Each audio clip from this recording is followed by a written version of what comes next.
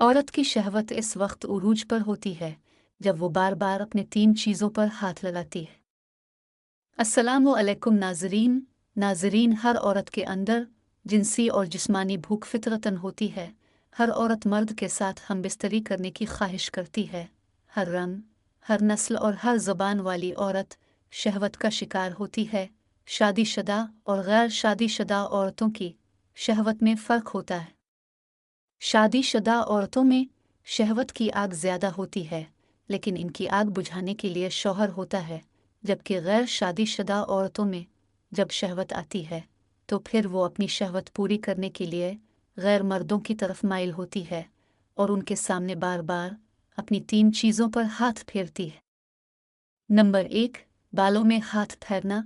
औरत की शहवत इस वक्त उरूज पर होती है जब वो बार बार मर्द के सामने अपने बालों पर हाथ फेरती है, क्योंकि औरत जब अपने बालों पर हाथ फेरती है, बालों में उंगलियां फेरती है, उंगलियों से बालों के छीले बनाती है, कभी अपने बालों को खोलती है तो कभी बांधती है। औरत ये हरकतें तब करती है जब औरत मर्द के साथ सोना चाहती है, इसका बिस्तर गर्म करना चाहती है या फिर मर्द को अपने जाल में फंसाना चाहती है। अगर औरत मर्द के सामने अपने बालों के साथ खेले तो मर्द को समझ जाना चाहिए कि औरत की शहवत उरूज पर है। नंबर 2, छाती पर हाथ फेरना।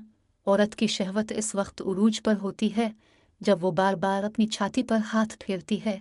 जब औरत मर्द को देखकर अपना दुपट्टा उतार लेती है और तन बुरीजर पहनकर अपनी छातियों की नुमाइश करती है और कभी कभी तो अपनी छाती को गीला करके मर्द के सामने खोल देती है। ऐसी औरत बार बार मर्द के सामने झुकती है ताकि इसकी छाती मर्द को नजर आ सके। औरत ये हरकतें तब करती है जब इसको मर्द के जिस्म की भूख लगती है, इसको मर्द के साथ सोने की ख्वाहिश होती है और गैर मर्द से अपने जिस्म की गर्मी मिटाने के लिए शर्म की सारी हदें पार कर लेती है। नंबर 3, शर्मगा पर हाथ फेरना। औरत की शहवत इस वक्त उरूज पर होती है जब वो बार बार अपनी शर्मगा पर हाथ फेरती है। जब औरत को कोई मर्द पसंद आ जाता है, चाहे वो औरत शादीशुदा हो या गैर शादीशुदा, वो इस मर्द के जिस्म की तरफ ज़रूर माइल होती है।